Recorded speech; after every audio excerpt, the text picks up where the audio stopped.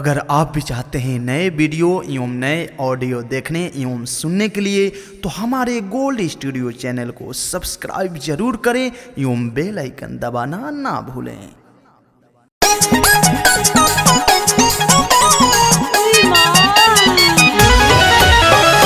Music by Abhishek Gupta. Mixed by Anil Raj.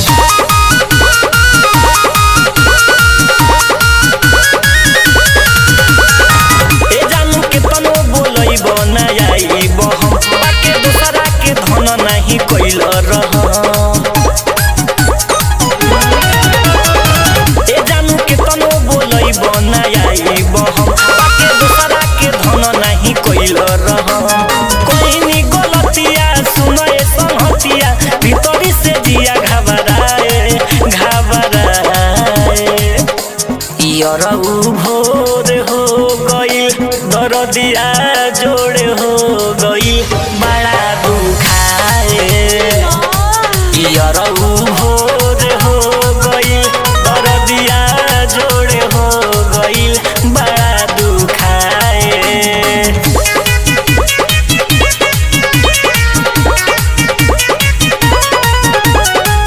Recording by Khushbu Studio, Harsibi.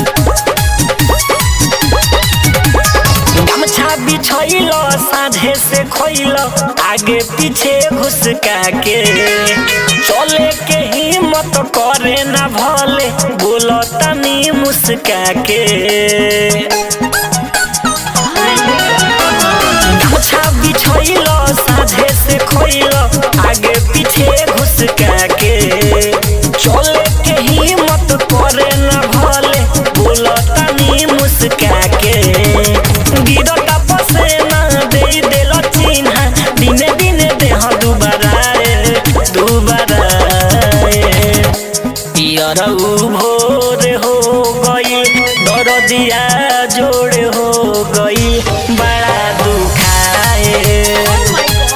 यारऊ भोर हो गई दरदिया जोड़ हो गई बड़ा दुखाए।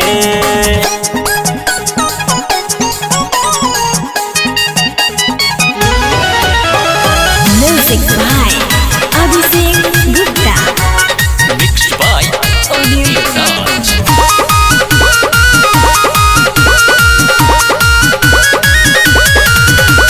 संजनी रमोही के काहे बतैल ले अइल उनके बुला के। आलोक गोस्वामी के रही परसनल कह दी है उनका से जाके। अरे तोहरा साथ न बुझाला सूरज सनेही से काहे बतैल ले अइल उनके बुला के। आलोक गोस्वामी के रही परसनल कह दी है उनका से जाके। भड़कता छतिया अजुए के रोतिया भेजे